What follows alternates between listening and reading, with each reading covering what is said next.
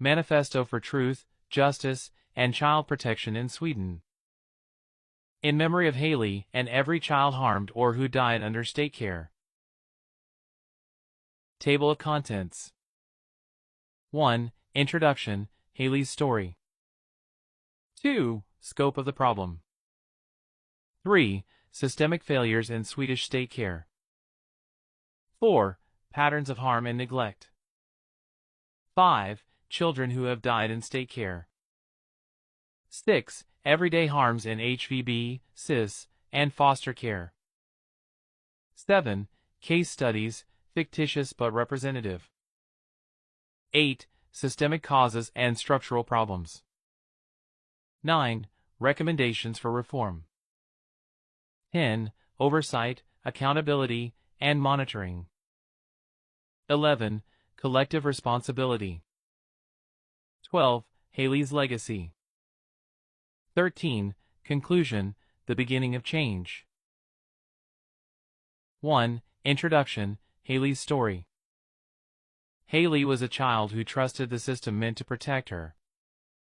She sought help, followed the rules, and did everything she could to be safe. Yet she was failed. Her death is a tragedy that highlights systemic failures within Swedish state care. This manifesto is written in her memory and in honor of all children who have suffered or died while under the care of social services, foster homes, HVB institutions, or CIS facilities. Haley's story is a call to action, an urgent reminder that accountability, reform, and prioritization of children's voices are matters of life and death. 2. Scope of the problem. In Sweden today, approximately 35,000 children are placed under state care annually, including foster homes, HVB institutions, and CIS facilities. Investigations and reports indicate that many of these children experience neglect, abuse, or repeated placement instability. Tragically, some children die while under state responsibility, often from preventable causes. Survivors often carry deep, lifelong trauma. Social services are legally and morally mandated to protect children, yet repeated systemic failures demonstrate urgent need for reform. 3. Systemic failures in Swedish state care. Failures that endanger children include decisions made without parental involvement or transparency, weak oversight and minimal accountability, staff inadequately trained in trauma-informed care, overcrowding and high staff turnover in care homes, inconsistent application of policies and legal mandates. These failures create environments in which children are exposed to preventable harm, trauma, and in some cases, death. 4. Patterns of harm and neglect.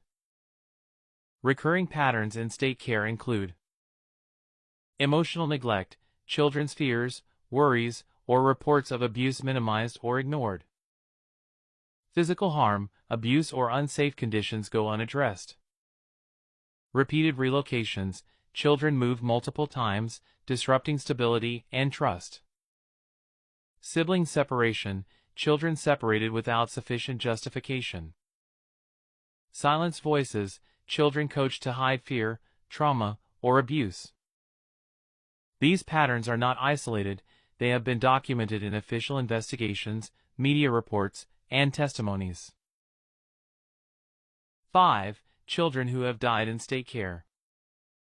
While confidentiality limits disclosure of individual names, investigations and media coverage confirm that children have died under Swedish state care due to untreated medical or psychological conditions, neglect or abuse unrecognized by social services, unsafe or unsuitable placements, lack of follow-up, monitoring, or intervention.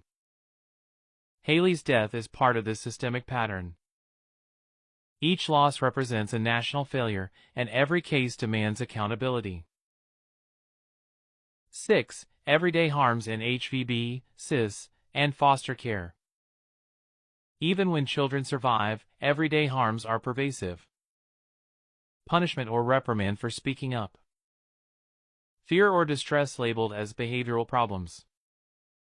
Repeated relocations destroying trust. Lack of private or confidential channels to report abuse. Isolation from family, peers, or support networks. These ongoing harms contribute to long-term trauma and, in the worst cases, loss of life. 7. Case studies, fictitious but representative. 7.1 The Silent Boy. A 13-year-old boy in an HVB home learns to stop speaking. Staff document his fear as manipulation and interpret his silence as improvement. 7.2 The Afraid Girl. A 15-year-old girl in a CIS institution cannot sleep at night due to fear of staff. Her complaints are dismissed as lack of objective evidence. 7.3 Siblings separated. Two siblings, 8 and 10, plead to stay together. Social services separates them for independence, resulting in trauma. 7.4 The Move Boy. A 12-year-old child moves between 5 placements in a year. Each transition erodes trust and stability. Reports describe it as necessary transitions. 7.5 The Coach Girl. A 14-year-old is coached to say she is fine during official meetings, masking real fear and harm. 7.6 Multiple foster care failures. A child in multiple foster placements experiences emotional abuse.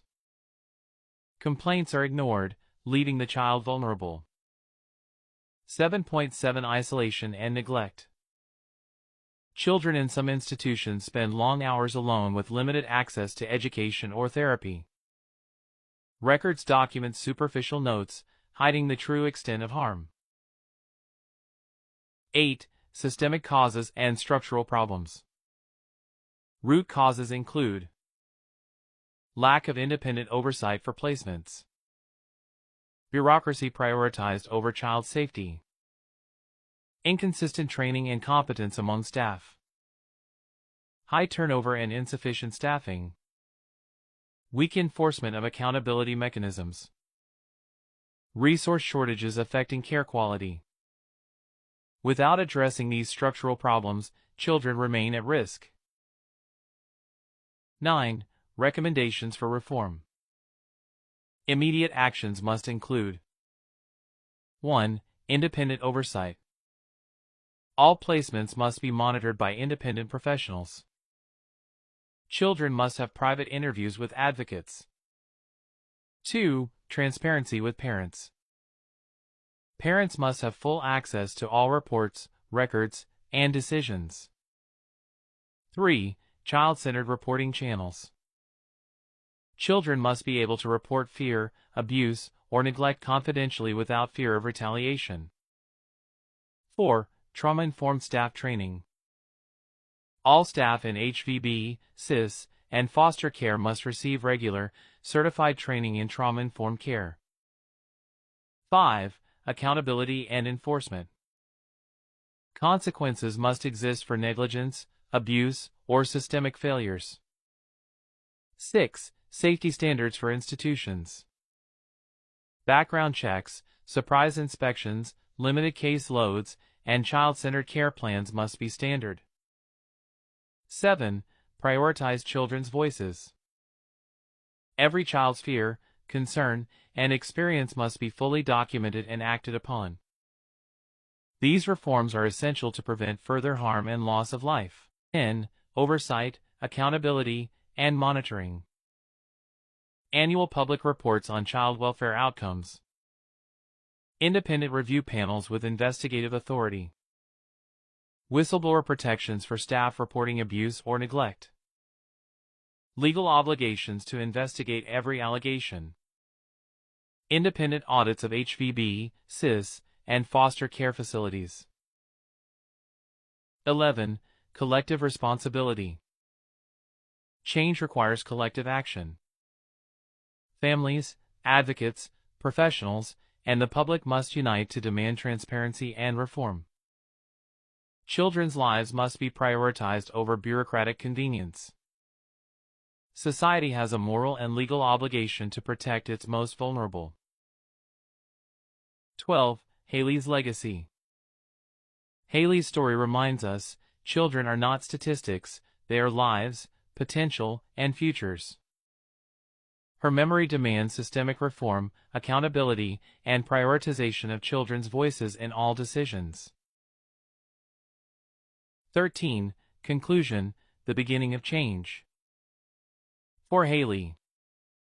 For every child harmed or killed under Swedish state care. For every parent betrayed by a system meant to protect.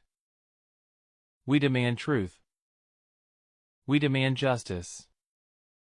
We demand systemic reform. We are many. We are united. This is the beginning of a movement that will not stop until children are safe. Haley will not be forgotten. Her memory will protect children who come after her. Her story will ignite systemic reform.